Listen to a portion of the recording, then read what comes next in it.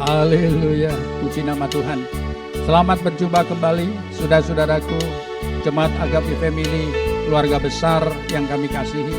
Kami senang sekali pagi hari ini kami dapat beribadah bersama-sama dengan Bapak Ibu sekalian yang di rumah. Karena di tempat ini tidak ada ibadah secara umum, karena masih ada PPKM. Namun saya percaya bahwa Tuhan ada tengah-tengah saudara. Itulah sebabnya kita beribadah dengan sungguh-sungguh di hadapan Tuhan. Mari kita berikan pujian, ucapan syukur. Karena sepanjang minggu ini Tuhan sudah melindungi kita dan menyertai kita, memberkati kita, memberikan kekuatan, memberikan kesehatan. Layak pada hari ini kita memberikan pujian dan syukur kita kepada Tuhan. Marilah kita bersama-sama masuk di dalam hadirat-Nya. Siapkan hati saudara, siapkan pikiran saudara, kita akan masuk dalam hadirat-Nya dengan pujian dan penyembahan kita kepada Tuhan. Haleluya. Oh, haleluya. Haleluya.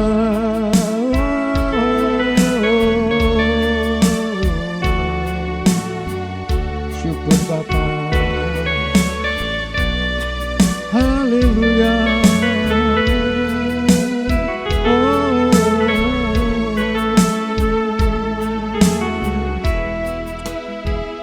Kau Bapa yang mengasihiku, kuasa-Mu memulihkanku, hati yang baru Kau berikan, untukku dapat melihat rencana-Mu indah bagiku. Kau ada di setiap jalanku, hatiku haus dan lapar akan Engkau. Kaulah segalanya di dalam hidupku, kerajaanku, kebenaranku, itu bagianku. Kaulah yang ku pandang selama hidupku, mengasihimu, memuliakanmu, Bapa dan Rajaku.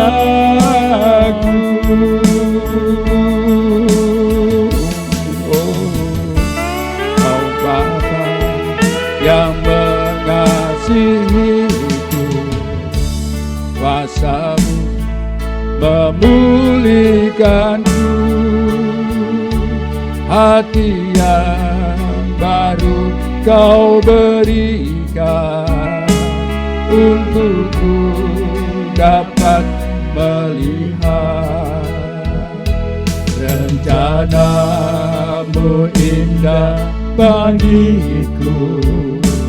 Kau ada di setiap jalanku, hatiku haus dan lapar akan Engkau. Kaulah segalanya di dalam hidupku, kerajaan-Mu, kebenaran-Mu, itu bagianku. Kaulah yang ku pandang selama hidupku, mengasihimu, memuliakanmu, Bapa dan Rajaku.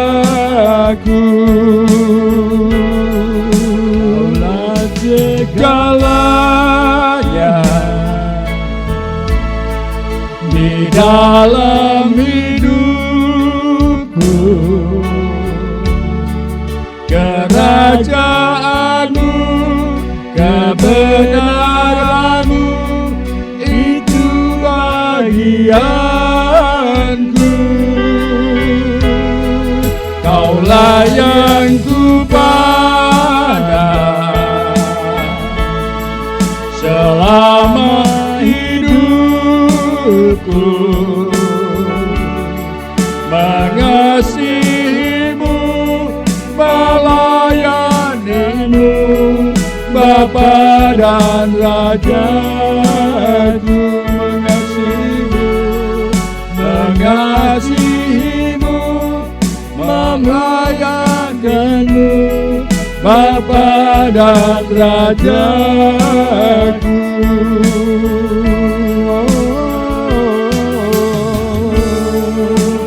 Haleluya, haleluya, haleluya. Kami mengasihimu Tuhan, haleluya, haleluya. Kami mau melayanimu Bapa, layakkanlah kami. Lihatlah hati kami Bapa, layakkanlah kami untuk melayanimu. Syukur Bapa. Haleluya. Mari kita berdoa bersama-sama. Haleluya. Bapa kami yang ada di dalam sorga, Bapa yang hadir tengah-tengah kami pada hari ini, kami mengucapkan syukur kepadamu Bapa. Engkau Bapa yang senantiasa memperhatikan, Engkau Bapa yang senantiasa menyertai, bahkan melindungi kami semua anak-anakmu Bapa, seluruh sidang jemaatmu. Kami yang sungguh-sungguh mengasihi Engkau Tuhan. Kami mengucap syukur Bapa, walaupun kami saat ini dalam kondisi yang kurang menguntungkan di dalam musim pandemi ini Bapa, tapi Tuhan selalu memperhatikan kami. Engkau tidak membiarkan di antara kami terkapar. Kami yakin Tuhan sendiri akan menopang, Tuhan sendiri akan memulihkan kembali ya Bapa. Kami mengucap syukur kepadamu. Kami serahkan Bapa saudara-saudara kami yang masih ada di dalam penampungan. Ada beberapa banyak di antara mereka, ada 5 orang yang ada dalam penampungan. Di antaranya Bapa saudara kami Alan ya Bapa, demikian juga Bapak Tekyong dan juga Bapa yang lainnya. Bapa, kami tidak bisa sebutkan satu persatu di antara mereka Bapa, tapi kami yakin Tuhan Kau memperhatikan mereka semua, dan Tuhan Kau mencukupkan kebutuhan mereka, baik obat-obatan maupun juga vitamin yang mereka butuhkan untuk kesehatan, untuk kekuatan mereka. Kami percaya demikian juga anak-anak-Mu yang di luar sana yang masih ada di rumah. Oh Tuhan, Kau sendiri akan memberkati mereka juga, baik mereka yang masih ada di rumah sakit juga Tuhan. Kami serahkan di dalam tangan-Mu. Bapak Pak Wandi kami serahkan di dalam tangan-Mu. Roh Kudus juga akan menolong. Saudara kami Daud juga kami serahkan di dalam tangan-Mu ya Bapak. Kami percaya Engkau tidak pernah membiarkan mereka tergeletak. Engkau segera datang dan menumpangkan tangan-Mu yang berlubang paku itu Bapak di atasnya, dan Kau pulihkan sama sekali. Kami mengucap syukur Bapak, dan kami juga berdoa untuk semua saudara-saudara kami di daerah ini ya Bapak, bahkan di Indonesia mereka yang terkapar karena corona ini ya Bapak. Tapi kami yakin Kau tidak pernah membiarkan. Pada saat mereka berseru kepada Tuhan, Engkau datang dan Kau memulihkan, menyembuhkan dengan sempurna. Terima kasih Bapak, untuk itu kami ucapkan syukur kepadamu Bapak. Kami sadar, kami tahu Tuhan, musibah ini Kau izinkan supaya kami lebih dekat kepadamu. Kami yakin Bapak, karena kami sudah lama jauh daripadamu Bapak. Ada bangsa kami jauh daripadamu, tapi kami yakin dengan musibah ini Kau akan bawa lebih dekat kepadamu, lebih sungguh-sungguh percaya kepadamu. Oh Bapak, kami juga berdoa untuk pemerintah pusat, pemerintah provinsi, bahkan pemerintah kota dan daerah dan desa-desa. Kami serahkan ke dalam tangan Bapak vaksin yang sedang dijalankan, biar semua bangsa kami ini Bapa dan menerima vaksin yang sudah disediakan dengan cuma-cuma. Biarlah Tuhan mereka dengan setia, dengan hati yang terbuka mereka menerima. Mereka mengerti bahwa vaksin ini Bapa tidak membuat mereka tambah sakit, tetapi mereka diberikan satu daya kekuatan, daya tolak untuk virus-virus yang akan menyerang mereka. Berikan pengertian Bapa. Demikian juga Kami serahkan Tuhan dalam situasi saat ini kami yang harus sungguh-sungguh Tuhan dapat bersama-sama dengan pemerintah berusaha untuk memutuskan rantai virus ini Bapa. Dengan PPKM yang sudah dijalankan. Kami percaya Tuhan, kami percaya semua usaha pemerintah pasti akan berhasil. Karena Engkau ikut campur tangan. Bapa, kami serahkan selanjutnya di dalam tangan-Mu Bapa. Engkau tahu kebutuhan setiap anak-anak-Mu dalam usaha mereka. Usaha di dalam hari-hari yang mereka kerjakan Tuhan. Tuhan, Kau tidak pernah membiarkan mereka usaha mereka bangkrut. Usaha mereka Tuhan macet. Kau sendiri Tuhan akan memberkati sehingga usaha mereka berjalan dengan baik. Kami mengucap syukur Bapa. Anak-anak kami yang sekolah di dalam dunia pendidikan, Tuhan juga tidak akan membiarkan mereka malas untuk belajar. Malas Tuhan untuk kembali lagi belajar walaupun di rumah. Tolong orang tua mereka yang dengan sibuknya, dengan susah payahnya mereka juga ikut menolong mereka dalam usaha belajar-membelajar Bapa. Kami yakin Tuhan akan bawa mereka berprestasi, semakin bertambah walaupun mereka harus belajar di rumah. Tidak tatap muka di sekolah. Mereka benar-benar akan melakukan dengan segenap hati dan segenap pikiran mereka. Dan mereka akan semakin hari semakin terus bertumbuh di dalam dunia pelajar. Semua kami serahkan di dalam tangan-Mu. Bapa, ada banyak hal yang tidak kami sebutkan dalam kesempatan ini, tapi kami yakin Engkau mendengarkan doa kami dan Kau akan melakukan jauh lebih banyak, lebih besar dari apa yang kami minta. Bapa, dalam kesempatan ini juga Bapa, kami ingin memberikan persembahan kepadamu. Mungkin kami tidak bisa memberikan di dalam kotak persembahan yang ada dalam rumah Tuhan, tapi kami akan memberikan Tuhan lewat sarana-sarana yang sudah diberikan sebagai persembahan kami ya Bapa. Walaupun di dalam kondisi yang kurang, kondisi yang sempit ini Bapa, kami tak memberikan persembahan sebagai rasa syukur kami kepadamu Bapa. Agar melalui persembahan ini Bapa, hadirat-Mu semakin nyata di tengah-tengah kami, di dalam pekerjaan kami, usaha kami. Semuanya bagi kemuliaan nama Tuhan. Di dalam nama Tuhan Yesus kami mohon Bapa dan mengucap syukur. Amin. Amin. Puji Tuhan. Haleluya. Puji Tuhan. Haleluya. Saya berikan kesempatan saudara-saudara akan menyisihkan berkat-berkat saudara, dan saudara bisa sampaikan melalui saluran-saluran yang sudah disampaikan di dalam gereja melalui pengumuman-pengumuman yang ada. Haleluya. Haleluya. Yesus, mari kita lanjutkan, kita akan berikan pujian kita kepada Tuhan. Haleluya.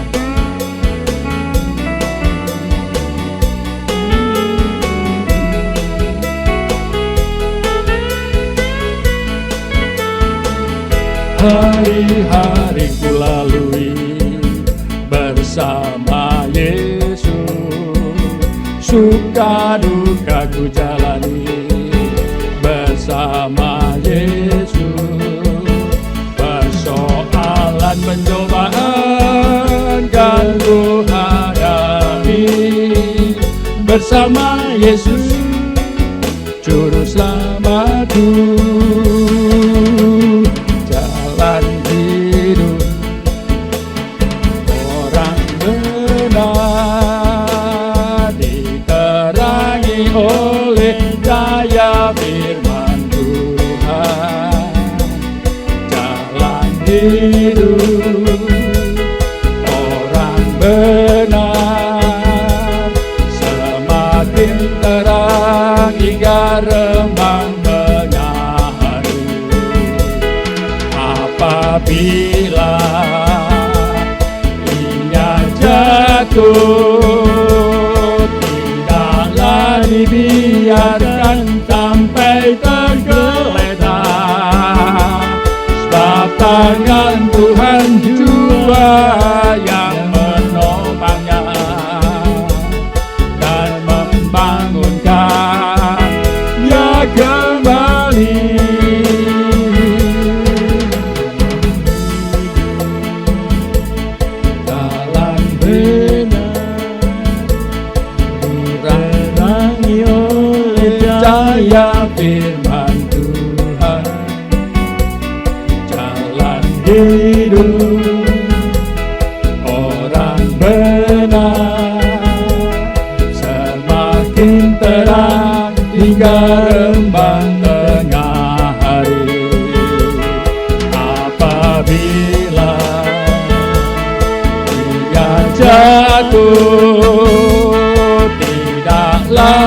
biarkan sampai tergeletak.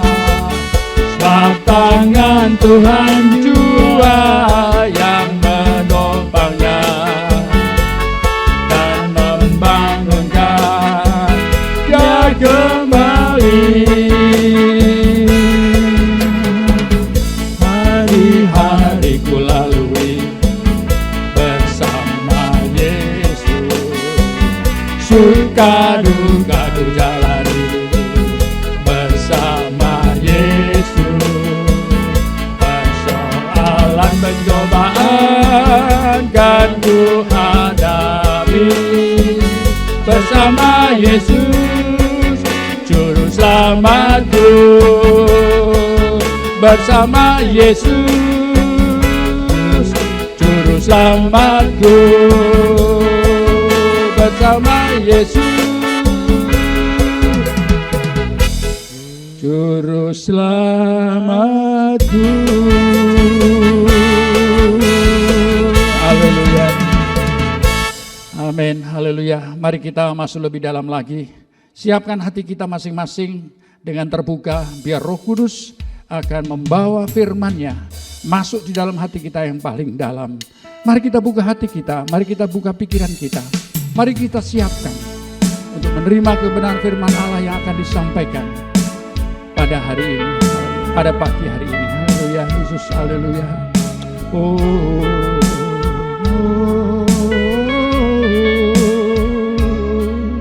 Syukur Bapa.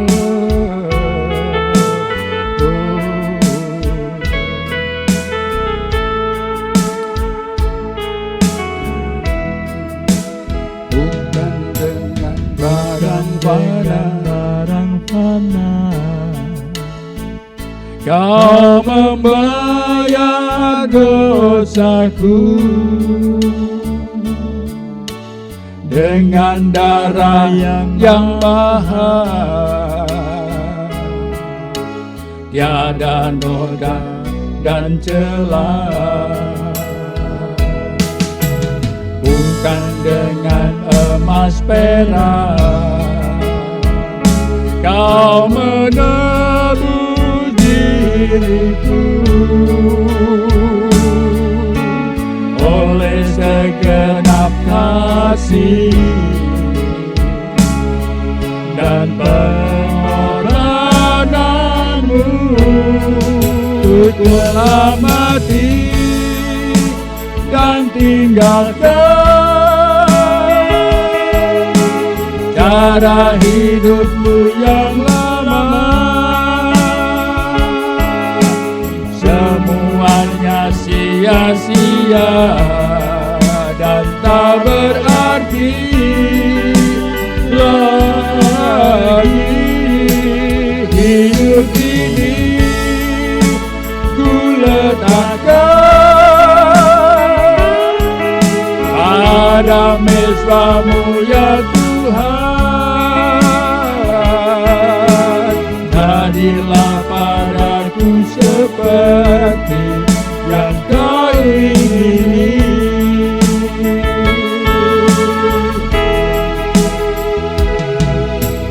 Bukan dengan barang fana Kau membayar dosaku, dengan darah yang mahal.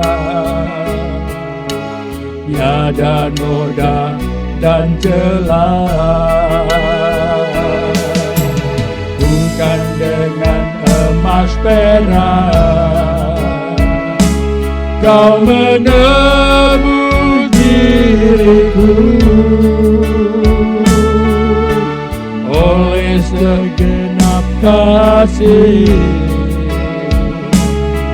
dan pengorbananmu. Telah mati dan tinggalkan cara hidupku yang lama. Semuanya sia-sia dan tak berarti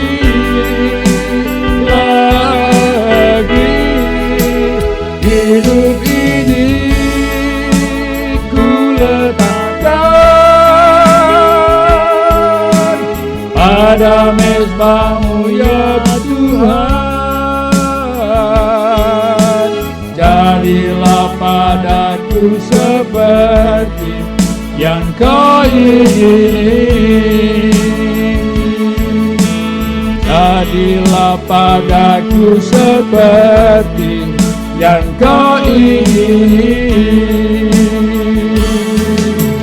Jadilah padaku seperti yang Kau ingini. Oh, haleluya, haleluya, syukur, haleluya. Kami letakkan hidup kami di atas mezbah-Mu, haleluya. Baba kata base, ramana biasa kata, endarabo, riaraba kasih endarabo, syukur, baba murirangasa. Inilah hidup kami Bapa, inilah hidup kami yang kami persembahkan kepadamu. Segala keberadaan kami, Bapa kira manusia, syukur, Bapa, haleluya, haleluya.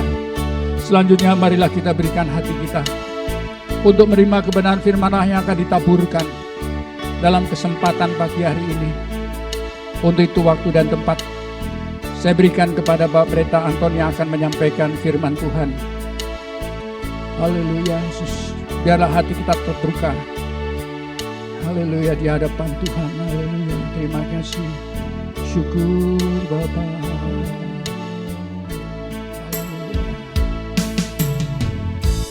Haleluya, haleluya, haleluya, haleluya.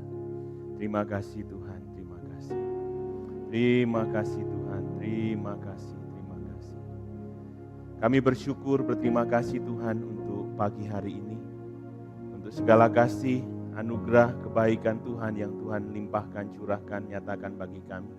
Kami sudah menaikkan syukur kami melalui pujian kami Tuhan. Dan biarlah Tuhan di kesempatan yang baik ini kami mau bersama-sama merenungkan sebagian daripada firman-Mu. Roh Kudus, Roh kebenaran akan menuntun setiap kami. Biarlah kami boleh mengerti, kami boleh memahami, kami boleh menangkap setiap pesan firman Tuhan pada pagi hari ini. Urapi Tuhan seluruh sidang jemaat-Mu, dan urapi juga hamba-Mu yang akan menyampaikannya. Bila setiap kami boleh dikuatkan, kami boleh diteguhkan, dan kami boleh dipimpin oleh setiap kebenaran-Mu saja Tuhan. Kami mau serahkan waktu yang baik ini di tangan Tuhan. Bila Tuhan yang akan memberkati kami semua dari awal sampai akhir pemberitaan firman ini. Kami mau serahkan sepenuhnya dan seutuhnya hanya di dalam nama Tuhan Yesus. Haleluya. Amin. Ya, salam Bapak Ibu yang dikasihi Tuhan, puji nama Tuhan. Hari ini kita boleh beribadah streaming, biarpun memang situasinya kurang mendukung hari-hari ini dan kita beribadah di rumah kita masing-masing, tapi tidak mengurangi sukacita kita kepada Tuhan, menaikkan syukur kita, hormat kita, kekaguman kita akan Tuhan, karena memang Tuhan baik dalam situasi apapun, dalam kondisi apapun. Dan hari ini Bapak Ibu yang dikasihi Tuhan, kita mau belajar tentang kebenaran firman Tuhan. Kemarin hari Minggu kita sudah belajar tentang Yesus adalah pusat atau Yesus adalah center dari harapan, dari iman, dari kasih itu sendiri. Dan hari ini kita akan masuk dalam pembelajaran yang jauh lebih dalam lagi bagaimana harga yang harus dibayar oleh seorang murid Kristus. Inilah Bapak Ibu tema kita hari ini. Harga yang harus dibayar oleh seorang murid Kristus. Bagaimana kita menjadi anak-anak Tuhan sebagai seorang murid Tuhan memahami ini semua bahwa kita perlu bayar harga di dalam kita, pengiringan kita akan Tuhan. Kita akan lihat bayar harga itu apa sih? Istilah ini adalah idiom yang memiliki arti suatu konsekuensi atau akibat dalam arti yang negatif sebagai resiko dari suatu hal yang ingin kita dapatkan. Jadi ini idiom Bapak Ibu yang memiliki arti suatu konsekuensi atau akibat yang dalam arti yang negatif sebagai resiko dari suatu hal yang ingin kita capai atau dapatkan.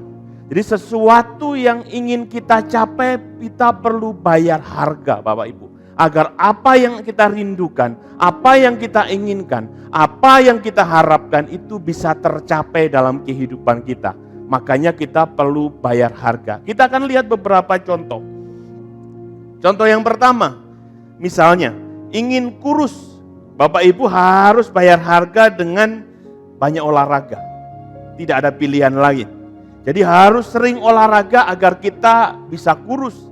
Dan kita juga bisa jaga makan. Itu harga yang harus kita bayar untuk kita bisa menjadi kurus. Lalu yang kedua, ingin pintar. Bapak Ibu harus baca buku lebih banyak lagi dibanding orang-orang yang di luar sana. Artinya bahwa bayar harga ini sebuah hal yang memang harus kita lakukan untuk kita mencapai sesuatu yang menjadi tujuan atau menjadi harapan kita di masa depan.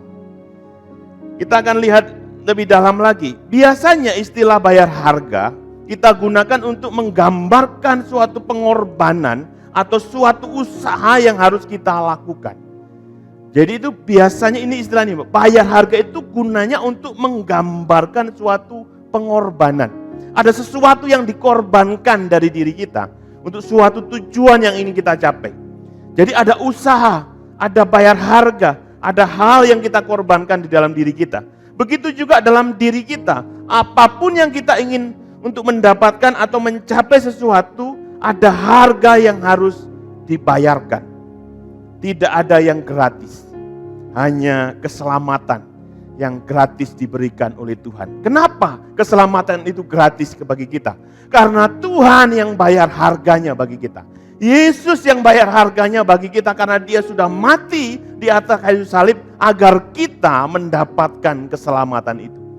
Itulah harga yang dibayar, bahwa setiap hal yang sedang ingin kita capai, ingin kita lakukan, kita perlu bayar harga. Kita baca kebenaran firman Tuhan pada pagi hari ini di dalam Lukas pasalnya yang ke-9 ayat 22-23. Dan Yesus berkata, Anak Manusia harus menanggung banyak penderitaan dan ditolak oleh tua-tua, imam-imam kepala dan ahli-ahli Taurat, lalu dibunuh dan dibangkitkan pada hari yang ketiga. Katanya kepada mereka semua, setiap orang yang mau mengikut aku, ia harus menyangkal dirinya, memikul salibnya setiap hari dan mengikut aku. Di sini dikatakan dengan jelas bahwa Anak Manusia akan menanggung banyak penderitaan dan ditolak oleh tua-tua, imam-imam kepala dan ahli-ahli Taurat, lalu dibunuh dan dibangkitkan pada hari yang ketiga. Inilah gambaran harga yang Kristus bayar bagi kita agar kita semua mendapatkan apa yang namanya keselamatan itu. Yesus yang membayar harga bagi kita. Yesus yang memberikan kita teladan bagaimana itu membayar harga. Dia menyediakan dirinya untuk membayar segala sesuatunya sehingga setiap kita yang percaya kepadanya memperoleh kehidupan yang kekal di dalam Dia. Inilah harga yang dibayar. Inilah pengorbanan yang dibayar oleh Kristus bagi kita agar setiap kita mendapatkan keselamatan di dalam Dia.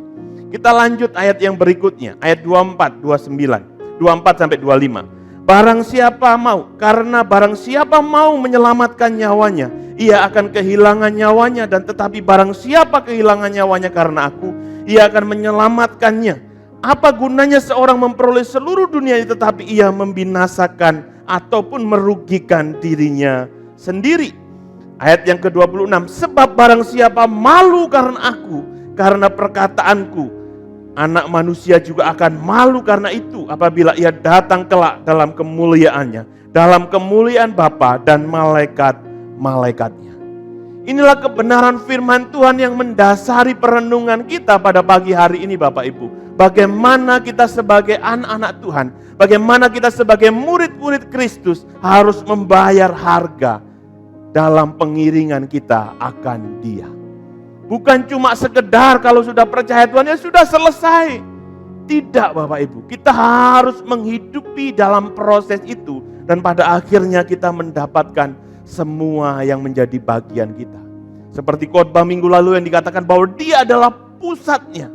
Dia adalah dasarnya untuk kita mau bayar harga, Bapak Ibu. Karena Kristuslah kita mau bayar harga. Karena Kristuslah kita mau mengorbankan sesuatu di dalam kehidupan kita. Karena Kristus terlebih dahulu telah memberikan teladan bagaimana membayar harga itu. Bagaimana berkorban itu. Yesus telah memberikan teladan bagi kita. Bahkan Dia memberikan teladan itu sampai mati di kayu salib bagi kita. Itu bukti bahwa harga yang dibayar bagi hidup kita, bagi keselamatan kita itu begitu mahal. Kenapa kita sebagai orang percaya dikatakan hidup di dalam kasih karunia? Karena semuanya dikerjakan oleh Kristus sendiri. Bapak Ibu yang dikasihi Tuhan, hari ini harga apa yang harus kita bayar di dalam kehidupan kita, di dalam pengiringan kita akan Tuhan? Kita bisa lihat sejenak dalam konteks kebenaran ini, Bapak Ibu. Dalam kebenaran ini jelas konteksnya sedang berbicara tentang apa? Bahwa dalam Lukas 9 ini, dalam ayat 23 dan seterusnya, sebelumnya itu diceritakan bagaimana murid-murid ditanya oleh Tuhan Yesus sendiri, siapa aku ini bagi kamu? Dan murid-murid mengatakan, ada yang mengatakan bahwa engkau Elia, menurut orang engkau Elia, dan menurut orang ini dan sebagainya. Tapi Yesus bertanya terus kepada mereka, lalu menurut kamu itu siapa aku ini? Dan di situ dikatakan, engkau adalah Mesias. Engkau adalah juru selamat. Jadi inilah dasar yang perlu kita pahami sebagai anak-anak Tuhan. Sebelum kita masuk bagaimana harga yang harus dibayar di dalam kehidupan, di dalam pengiringan kita akan Tuhan.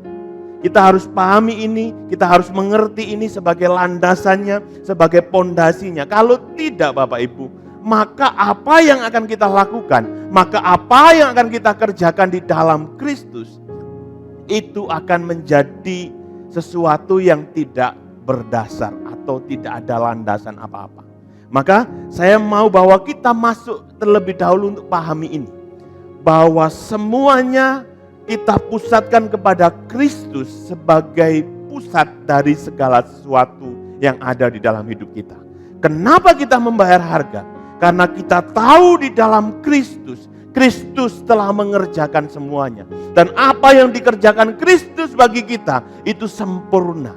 Jadi pengharapan kita, keyakinan kita, iman kita itu bukan sesuatu yang begitu saja muncul.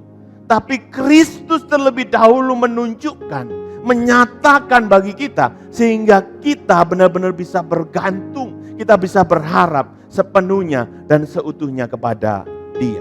Mari kita lihat Bapak Ibu. Harga apa yang harus kita bayar? Kita akan lihat hanya 3 hal yang kita perlu bahas hari ini. Harga yang pertama yang harus kita bayar adalah menyangkal diri. Apa itu menyangkal diri? Kita akan lihat ayatnya, Lukas pasal yang ke-9 ayat 23 dikatakan. Katanya kepada mereka semua, setiap orang yang mau mengikut aku, ia harus menyangkal diri, memikul salibnya setiap hari dan mengikut aku. Setiap orang yang mau mengikut aku dikatakan ia harus menyangkal diri. Apa itu menyangkal diri? Kita lihat Bapak Ibu di situ dikatakan dalam versi terjemahan masa kini dikatakan, kemudian Yesus berkata kepada semua orang yang ada di situ, orang yang mau mengikut aku harus melupakan kepentingannya sendiri. Orang yang mau mengikut Kristus harus melupakan kepentingannya sendiri. Maksudnya apa? Tidak lagi hanya berorientasi kepada keinginannya. Apa yang dia mau, apa yang dia harap, apa yang dia inginkan di dalam hidupnya. Tapi orang yang mau mengikut Yesus harus mau melupakan kepentingannya sendiri, lalu mulai mengizinkan kepentingan Kristus ada di dalam kehidupannya. Dengan landasan yang tadi saya bilang bahwa Kristus adalah pusat, Kristus adalah center dari kehidupan kita, maka tidak lagi kita menjadi orang-orang yang berpikir hanya untuk kepentingan kita pribadi. Tidak berpusat hanya kepada keinginan kita, kemauan kita, tapi kita mulai melihat Tuhan sebagai Tuhan dan Juru Selamat di dalam kehidupan kita, maka kita harus mulai melihat bahwa kita perlu mengizinkan apa yang menjadi kepentingan Tuhan, apa yang menjadi agendanya Tuhan, apa yang menjadi tujuan Tuhan di dalam kehidupan kita pribadi lepas pribadi. Dan hari-hari ini Bapak Ibu, kita sedang ada dalam situasi yang gak mudah. Bangsa ini sedang dihadapkan masa darurat karena wabah COVID-19 ini. Dan di sini kita perlu belajar banyak Bapak Ibu. Bagaimana dalam situasi yang seperti ini, anak-anak Tuhan tidak lagi hanya berfokus kepada dirinya sendiri, kepentingan diri sendiri. Tapi kita harus mulai melihat apa yang menjadi agendanya Tuhan, apa yang menjadi tujuan Tuhan di dalam kehidupan kita sebagai anak-anak Tuhan. Kalau kita melihat ada saudara-saudara kita yang sedang kesulitan karena dia sedang kena wabah ini, apa yang menjadi reaksi kita? Apa yang menjadi respon kita sebagai anak Tuhan? Apakah kita hanya cuek dengan situasi itu, dengan kondisi itu, dengan keadaan itu? Apakah ada sesuatu yang kita buat karena kita tahu persis Tuhan punya maksud, Tuhan punya rencana di dalam kehidupan kita. Tuhan ingin agendanya itu terjadi melalui kehidupan kita. Dengan kita melihat dan peduli dengan situasi yang ada. Kadang-kadang memang kita berpikir, kalau saya bagi sesuatu, sedangkan saya sendiri juga belum berkelimpahan, belum kelebihan. Ingat Bapak Ibu, Tuhan akan tambah-tambahkan di dalam hidup kita. Tuhan akan memberkati hidup kita kalau kita menabur sesuatu di dalam kehidupan kita. Jangan pernah bertakut berbuat sesuatu karena kondisi kita masih biasa-biasa, belum berlebihan. Tapi ketika kita mau berbagi, ketika kita mau membantu, ketika kita mau menolong, kita mau terlibat, kadang-kadang Tuhan mau pakai hidup kita untuk peduli sama orang lain. Paling tidak tanya kabarnya, menguatkan dia dengan kata-kata firman, menguatkan dan meneguhkan dia agar dia tetap kuat menghadapi semua situasi dengan semua kondisi. Tidak selalu berkaitan dengan uang. Mari Bapak Ibu yang dikasihi Tuhan, kita melihat bahwa sebagai anak Tuhan, kita perlu bayar harga dalam kehidupan. Tidak lagi hanya berpusat kepada diri kita, tapi kita harus juga mengizinkan apa yang menjadi agendanya Tuhan, apa yang menjadi rencana Tuhan itu terjadi di dalam kehidupan kita. Tidak lagi hanya berpusat kepada kepentingan diri, tapi kita juga harus mulai melihat apa yang menjadi kepentingan Tuhan. Dan kadang-kadang Tuhan ingin memakai kita untuk bisa memberkati orang-orang di sekeliling kita. Dengan kita peduli, dengan kita aware dengan apa yang terjadi saat-saat ini Bapak Ibu. Mari kita sebagai anak-anak Tuhan menyadari ini semua di dalam kehidupan kita. Melupakan kepentingannya sendiri. Apa itu melupakan kepentingannya sendiri? Orang-orang Kristen harus mengesampingkan apa yang menjadi kepentingannya sendiri demi mengarahkan kehidupannya pada apa yang menjadi kepentingan kerajaan Allah. Orang-orang Kristen harus tidak lagi berpusat kepada kepentingan diri dan mulai mengarahkan apa yang menjadi kepentingan kerajaan Allah. Karena firman Tuhan jelas mengatakan Bapak, Ibu dan saya dipanggil untuk menjadi garam, untuk menjadi terang, untuk menjadi dampak bagi orang-orang di sekeliling kita.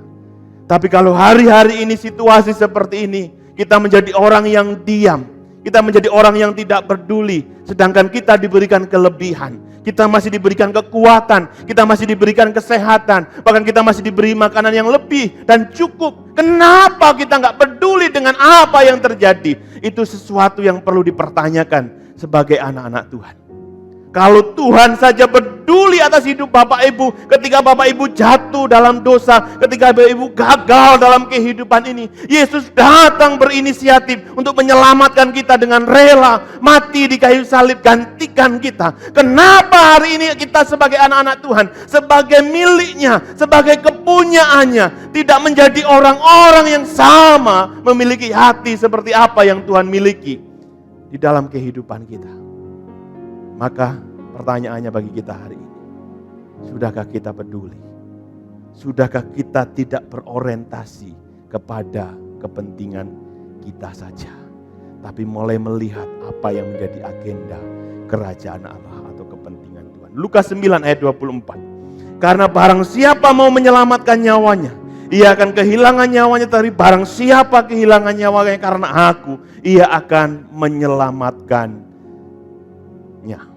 Bapak Ibu yang dikasihi Tuhan, kita bisa lihat kebenaran ini. Jangan sampai kita hanya sibuk dengan apa yang menjadi kepentingan kita. Padahal di sini dijelas dikatakan, karena barang siapa mau menyelamatkan nyawanya, ia akan kehilangan nyawa. Tetapi barang siapa kehilangan nyawanya karena kerajaan Allah, karena kebenaran di dalam Kristus, maka Tuhan di situ dikatakan, ia akan menyelamatkannya. Haleluya. Ini kebenaran yang luar biasa Bapak Ibu. Jadi jangan sampai kita menjadi orang yang egois. Jangan sampai kita menjadi orang percaya yang egois, yang hanya mencari kepentingan pribadi, kepentingan diri. Tapi mari kita mulai melihat apa yang menjadi kepentingan kerajaan Allah saya ada di sini. Yaitu menjadi terang dan garam. Menjadi dampak bagi orang-orang sekeliling kita. Mungkin tetangga kita sedang kesulitan saat ini karena wabah, karena pandemi ini, maka kita perlu melihat, meresponi hal itu. Kalau kita mungkin gak bisa lakukan itu untuk tetangga kita, lihat anak-anak Tuhan, orang-orang percaya yang saat ini mungkin kena pandemi ini, dan dia tidak bisa bekerja, tidak lagi bisa keluar. Apa yang kita lakukan? Apa yang kita buat? Biarpun memang kita belum berkelebihan dalam segala sesuatu, tapi untuk berbagi, jangan menunggu kelebihan, tapi pakai kesempatan yang ada, karena kesempatan tidak datang dua kali. Ini kesempatan yang Tuhan berikan untuk kita menabur. Ini kesempatan yang Tuhan berikan untuk kita menjadi dampak. Ini kesempatan yang Tuhan berikan untuk kita menjadi garam dan terang bagi orang lain. Itu yang pertama Bapak Ibu. Kita harus berani bayar harga. Tidak berpusat kepada kepentingan diri, tapi mulai berpusat kepada kepentingan kerajaan Allah. Kita harus mengenyampingkan kepentingan diri, mulai melihat apa yang menjadi agenda dan kepentingan Tuhan di dalam kehidupan kita. Karena Tuhan adalah pemilik hidup kita. Tuhan adalah senter pusat dari kehidupan kita. Yang kedua Bapak Ibu, kita akan lihat apa yang kedua, hal yang kedua yang harus kita bayar dalam kehidupan kita. Di situ dikatakan memikul salib. Apa itu memikul salib? Kita akan lihat Bapak Ibu, kerelaan dan keberanian untuk kehilangan kenyamanan hidup demi kerajaan Allah. Salib adalah gambaran kita rela untuk kerelaan dan keberanian untuk kehilangan kenyamanan hidup demi kerajaan Allah, demi Kristus sebagai pusat, sebagai senter harapan kita, sebagai senter dari iman kita, sebagai senter dari kasih kita yang kemarin Ibu Gembala sudah khotbahkan begitu luar biasa. Hari ini Bapak Ibu, kalau Kristus adalah senter dari kehidupan kita, apakah kita menjadi orang-orang yang rela dan berani untuk bayar harga dengan kehilangan kenyamanan yang ada dalam hidup kita? Kita seharusnya duduk di rumah, tapi kita mulai kehilangan nyaman, kita keluar rumah untuk bisa peduli kepada orang lain. Keluar rumah dengan membawa sesuatu untuk orang lain. Hari ini kesempatannya Tuhan berikan bagi kita, untuk kita tidak lagi hanya berpusat kepada diri, tapi kita mau pikul salib setiap hari. Lukas pasal 9, 23. Katanya kepada mereka semua, setiap orang yang mau mengikut aku, ia harus menyangkal dirinya, memikul salibnya setiap hari dan mengikut aku. Ia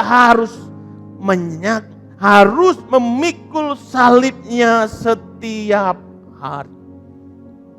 Ini kita akan lihat lebih dalam Bapak Ibu, apa maksudnya memikul salib. Pada zaman Romawi, seseorang yang dijatuhi hukuman salib akan dipaksa untuk memikul sendiri salibnya dari tempat dia dijatuhi hukuman sampai ke tempat penyaliban. Ini adalah gambaran yang diberikan Bapak Ibu. Apa itu memikul salib? Zaman dahulu memang ada hukuman salib itu.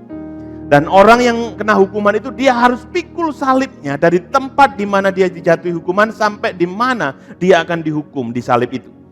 Dengan cara demikian, pertontonkan bahwa dia telah bersalah pada negara dan tunduk pada negara yang telah menjatuhkan hukuman pada mereka. Jadi di sini ketika orang disalib, dengan cara demikian ia dipertontonkan, diperlihatkan bahwa ini loh orang yang bersalah. Ini loh orang yang tidak tunduk kepada pemerintah atau tidak tunduk kepada negara yang telah menjatuhkan hukuman pada mereka. Gambaran ini digunakan oleh Lukas untuk menyatakan orang Kristen harus menjalani kehidupan seolah-olah telah jatuh atau dijatuhi hukuman mati, yaitu mati terhadap nilai-nilai dunia yang tidak sesuai dengan kehendak Allah dan tunduk pada nilai-nilai dalam kerajaan Allah. Ini kebenarannya Bapak Ibu, bahwa orang percaya atau orang Kristen atau orang yang diselamatkan oleh Tuhan tidak lagi tunduk kepada nilai-nilai dunia, tapi sekarang tunduk kepada nilai-nilai kerajaan Allah. Jadi Bapak Ibu yang dikasihi Tuhan, dengan kita ikut Kristus, dengan kita mempercayai Kristus, maka dalam perjalanan kita, maka kita akan dipertemukan dengan situasi, dengan kondisi yang dimana kita nanti akan dituntut untuk berpegang kepada kebenaran itu atau tunduk kepada kepentingan-kepentingan dunia. Salah satu contoh, kita sudah tahu kebenaran, kita sudah tahu Kristus sebagai Tuhan dan Juru Selamat. Lalu di tempat di mana kita bekerja, ada orang-orang yang korupsi, ada orang-orang yang curang. Apakah kita mau ikut terlibat? Dengan kita tidak mau terlibat, maka orang itu akan memusuhi kita. Orang itu akan menjauhi kita. Dianggap kita tidak seide, tidak sepaham dengan mereka. Makanya dalam Lukas pasal 9 ayat 20 dikatakan, apa gunanya seorang memperoleh seluruh dunia ini tetapi ia membinasakan atau merugikan diri. Jadi Bapak Ibu, apa gunanya kita mendapatkan dunia ini tapi pada akhirnya membawa kerugian kepada kita? Apa maksudnya kerugian? Karena ketika Bapak Ibu lebih memprioritaskan apa yang ada di dunia, Bapak Ibu gak akan mendapatkan Kristus yang sebagai Tuhan dan senter kehidupan kita tadi. Dari awal saya sudah katakan, kenapa kita bayar harga? Karena Kristus itu. Jadi jangan lupakan itu. Jadi kalau kita dalam kondisi sulit, dalam situasi yang tidak sesuai, maka ingat itu, Tuhan yang harus tetap menjadi tujuan. Tuhan harus tetap menjadi center. Tuhan harus tetap menjadi pusat dari kehidupan kita. Biarlah melalui hidup kita, nama Tuhan saja yang dimuliakan, dibesarkan. Matius 10 ayat 22-24. Kamu akan dibenci oleh orang, oleh karena namaku. Tetapi orang yang bertahan sampai pada kesudahannya akan selamat. Seorang murid tidak lebih daripada gurunya, atau seorang hamba daripada tuannya.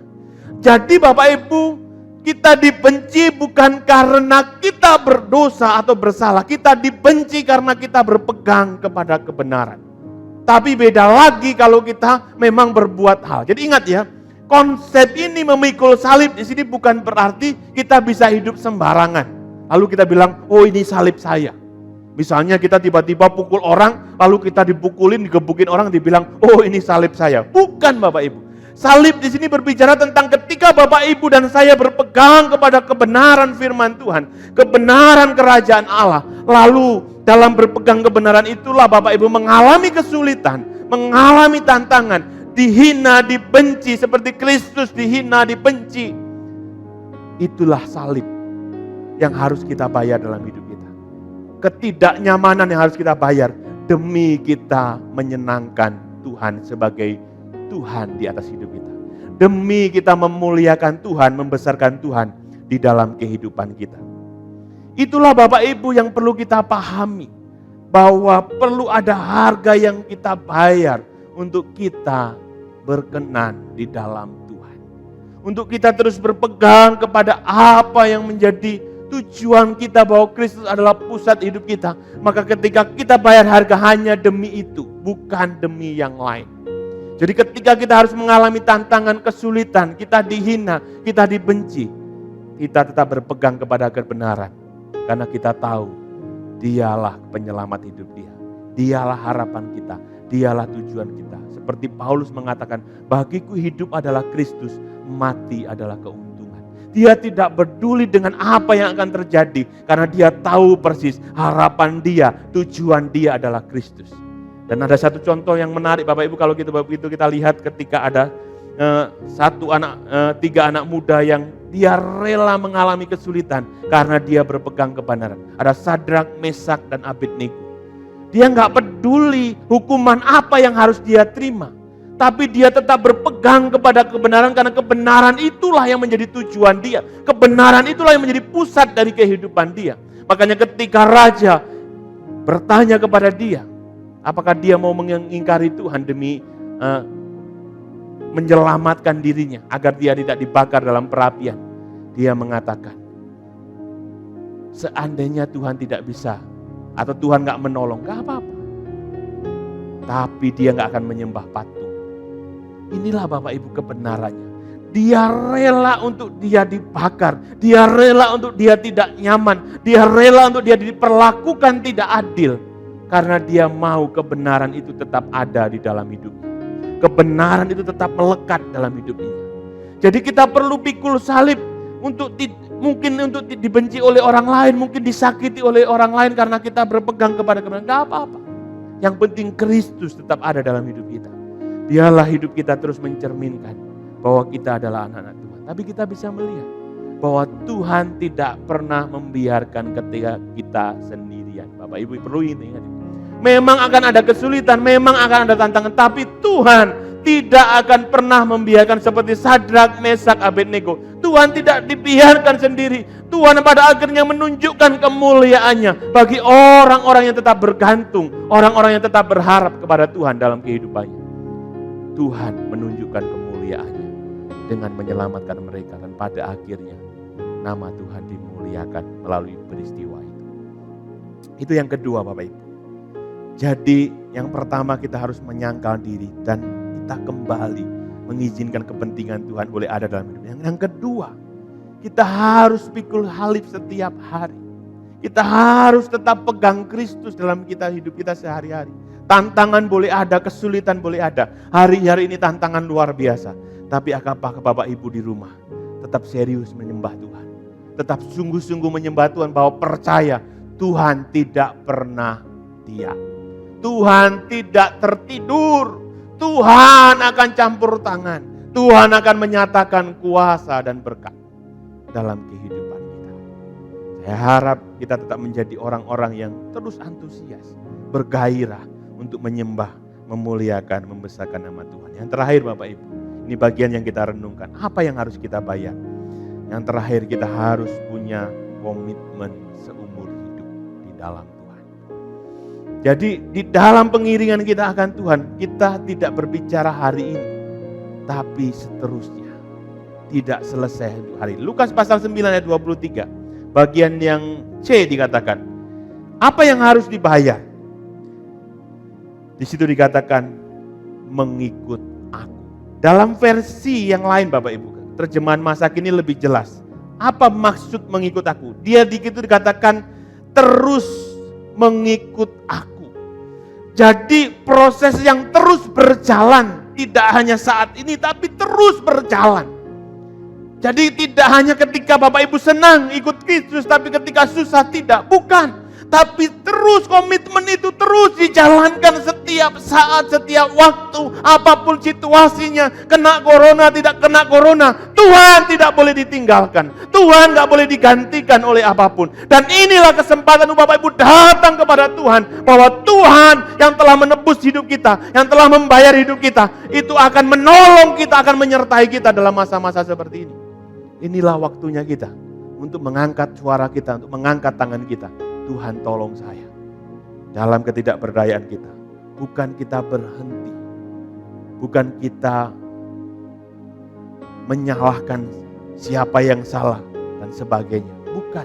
Tapi ini saatnya. Situasi ini kita bergantung, berharap kepada Tuhan. Lukas ingin menekankan bahwa mengikut Yesus merupakan proses yang terus menerus. Dari gambaran ayat ini, Bapak Ibu, Lukas ingin menggambarkan kepada kita bahwa proses ini mengikut Kristus atau mengikut Yesus merupakan proses yang terus menerus. Proses yang terus berjalan, bukan proses yang berhenti, tapi proses yang terus berjalan. Seperti terjemahan masa kini dikatakan, terus mengikut aku, tidak berhenti, tapi terus menerus. Mengikut Tuhan bukan sekedar komitmen yang dilakukan sekali saja, namun dilakukan seumur hidup. Jadi proses pengiringan kita akan Tuhan sebagai anak-anak Tuhan, sebagai murid-murid Kristus, itu adalah komitmen seumur hidup. Jadi inilah kesempatannya kita membayar harga. Situasinya ada tantangan, ada gejolak, ada sesuatu yang gak nyaman terjadi dalam hidup kita. Tapi inilah waktunya untuk kita pegang komitmen kita. Tuhan adalah harga mati. Tuhan adalah satu-satunya yang tidak bisa digantikan, tidak bisa ditukar oleh apapun. Inilah kesempatan kita Bapak Ibu, bahwa komitmen yang dilakukan sekali saja, tapi namun dilakukan seumur hidup. Bukan cuma sekali, tapi seumur hidup. Lukas 9 ayat 26, barang siapa malu karena aku dan karena perkataanku, anak manusia juga akan malu karena orang itu. Jadi Bapak Ibu dikasih, kalau di dalam masa-masa yang sulit ini, engkau tidak menggaungkan Tuhan, seolah-olah Tuhan engkau singkirkan, engkau tinggalkan, engkau hanya sibuk dengan masalahmu, sibuk dengan situasimu, tapi engkau gak datang, gak bergantung kepada Tuhan. Engkau sedang tidak mengakui Dia dalam masa-masa yang sulit. Tapi yang seharusnya terjadi sebagai seorang murid Kristus, sebagai anak-anak Tuhan, sebagai umat-umat tebusan, inilah waktunya kita terus berseru, terus berharap, terus bergantung sepenuhnya kepada Tuhan. Apapun situasinya, apapun kondisinya, apapun keadaannya.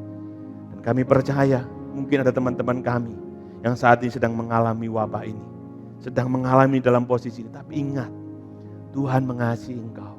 Tuhan telah menebus engkau. Tuhan telah membayar semuanya lunas di atas kayu salib bagi kita. Dan hari inilah engkau waktunya. Mungkin dengan sekuat tenaga, mungkin ada tenagamu yang mulai hilang, mungkin kenyamananmu mulai hilang, tapi tetap sembah Dia, tetap bergantung kepada Dia, tetap berharap kepada Dia, karena Dia memang layak dipuji, layak disembah.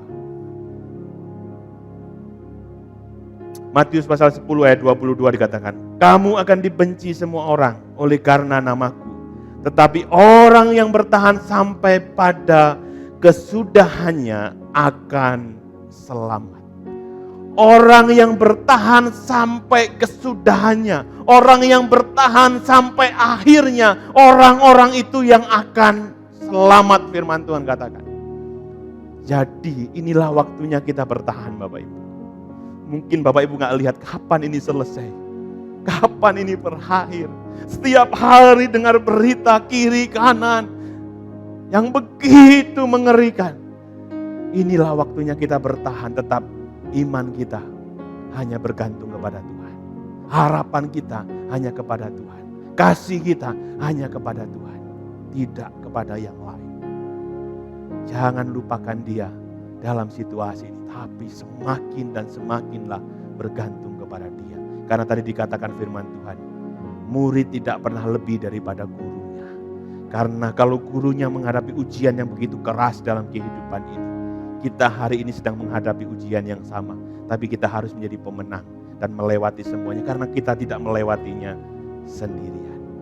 Jadi Bapak Ibu yang dikasihi Tuhan, ingat ini, tetapi orang yang bertahan sampai pada kesudahannya akan selamat. Ini akhirnya Bapak Ibu, apa yang menjadi perenungan kita perlu simpulkan sejenak. Menjadi murid Tuhan Yesus berarti harus melakukan ketiga hal tadi. Menyangkal diri, mengesampingkan identitas duniawi, dan fokus pada identitas sebagai pengikut Kristus atau sebagai anak-anak kerajaan. Dan memikul salib, mati terhadap ambisi duniawi, dan mengarahkan pada keinginan Tuhan terjadi di dalam hidup kita. Setiap hari harus menjadi komitmen orang-orang yang mau mengikut Kristus. Komitmen kita nggak boleh pudar. Komitmen kita nggak boleh berhenti. Kita harus tetap percaya dan percaya bahwa Dia adalah pusat dari kehidupan kita. Ketiga hal ini Bapak Ibu yang perlu kita bayar di dalam pengiringan kita sebagai seorang murid Kristus. Kita harus terus berjalan. Kita harus terus melangkah sampai Tuhan menyatakan maksud dan tujuan dan rencananya di dalam hidup kita. Kenapa? Kita perlu kembali kepada apa yang saya jelaskan di awal, bahwa Dia adalah pusat dari pengharapan kita. Dia pusat dari iman kita, pusat dari kasih kita. Seperti yang dikotbahkan minggu lalu. Dan hari ini waktunya bagi kita untuk bayar harga, untuk mau menyangkal diri, mengizinkan kepentingan kerajaan Allah ada dalam hidup kita. Kita mau pikul salib, kita mau salibkan segala keinginan duniawi kita, segala keinginan daging kita. Untuk kita terus melihat, biarlah nama Tuhan saja yang dimuliakan, dibesarkan. Komitmen kita jangan pernah berhenti. Biarlah kebenaran ini akan meneguhkan kita. Mari kita tundukkan kepala. Dimanapun Bapak Ibu berada hari ini, biarlah pesan firman Tuhan ini akan meneguhkan Bapak Ibu. Mungkin Bapak Ibu saat ini dalam posisi yang sulit. Mungkin Bapak Ibu dalam kondisi yang tidak nyaman, yang tidak enak. Tapi ini firman Tuhan datang kepada kita. Ini saatnya komitmenmu gak boleh pudar. Ini saatnya keyakinanmu gak boleh pudar. Ini saatnya kita gak boleh kendor di dalam Kristus. Kita harus terus berharap. Kita harus terus bergantung kepada Tuhan. Taruh tanganmu di dada. Kita berdoa kepada Tuhan. Kita minta biarlah hanya kuasa dan kemurahan dan berkat Tuhan saja turun atas kehidupan kita. Apapun situasinya, jangan sampai keyakinan kita akan Tuhan itu kendor. Bapa Surgawi, kami sudah mendengarkan kebenaran firman-Mu pada pagi hari ini. Kami sudah melihat bahwa kami memang murid-murid Tuhan. Kami bukan datang dari dunia ini. Kami datang daripada apa yang telah Tuhan kerjakan di atas kayu salib bagi kami. Engkau telah membayar kami, Engkau telah menebus hidup kami. Sungguh Tuhan, kalau hari-hari ini kami boleh mengalami tantangan, kami boleh mengalami sulitan dan kami harus bayar harga untuk itu semua. Untuk kami terus boleh melihat bahwa Engkaulah pusat dari kehidupan kami, Engkaulah pusat dari tujuan kami, Engkaulah pusat dari harapan hidup kami. Dan hari ini Tuhan hamba-Mu berdoa, biarlah Engkau akan meneguhkan setiap umat-Mu yang mendengar dimanapun mereka berada. Bahwa kami perlu bertahan apapun situasinya, apapun kondisinya. Kami tidak boleh menggantikan Tuhan dengan apapun. Tuhan harus tetap menjadi nomor satu. Tuhan harus menjadi pusat dari segala sesuatu yang terjadi di dalam hidup kami. Bahkan Rasul Paulus mengatakan mati di dalam Kristus adalah keuntungan. Jangan sampai iman kita mati. Jangan sampai keyakinan kita mati. Tapi biarlah semakin membara-bara. Kalau hari ini umat-Mu dalam masalah, dalam persoalan, dalam tantangan, kamu berdoa di dalam nama Yesus.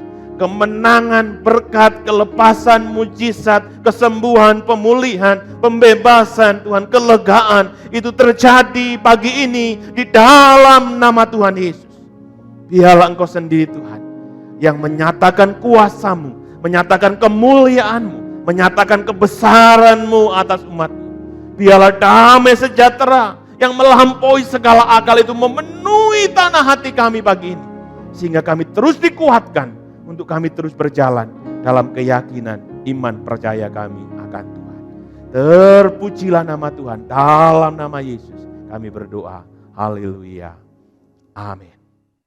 Haleluya, puji nama Tuhan. Kita sudah mendengarkan firman Allah, biar firman itu tetap tertulis di dalam loh hati kita yang paling dalam, agar kita layak menjadi murid-murid Tuhan. Mari kita datang kepada Tuhan. Kita tidak bisa jalan sendiri tanpa Dia. Sebagai murid-murid Tuhan, kita harus lebih dekat dengan Dia dan terus berpegangan dengan Tuhan. Haleluya. Peganglah tanganku, Roh Kudus, setiap hari. Ku tak dapat jalan sendiri tanpa Roh-Mu. Bawalah diriku kepada jalan kebenaran, agar ku tidak tersesat mengikuti jalan-Mu. Kudus, kudus Tuhan, kudus nama-Mu. Ku bersyukur dalam simfoni indah. Ajaib, ajaib Tuhan, ajaib nama-Mu. Nama yang beri menang, Yesus namanya. Kudus, kudus, kudus, kudus Tuhan, kudus nama-Mu. Ku bersyukur dalam simfoni indah. Ajaib, ajaib Tuhan, ajaib nama-Mu. Nama yang beri menang, Yesus namanya. Nama yang beri menang, nama yang beri menang, Yesus namanya.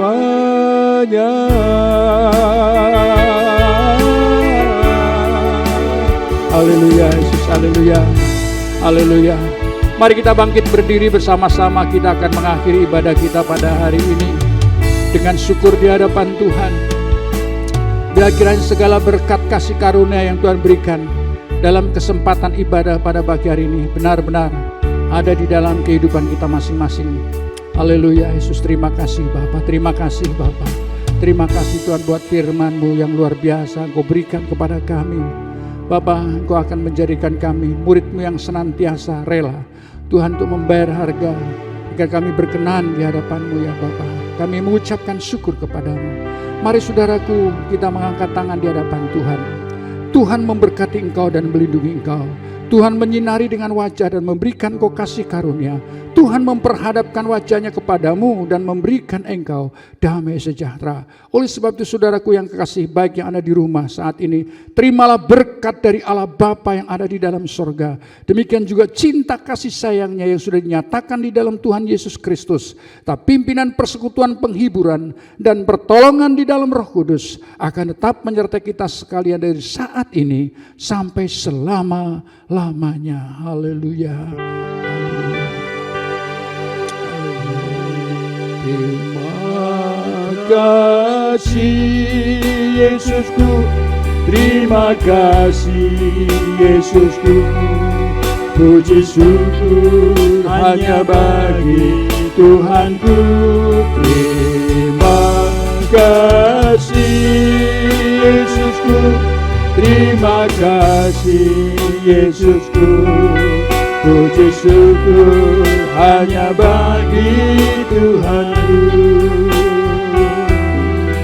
Puji syukur hanya bagi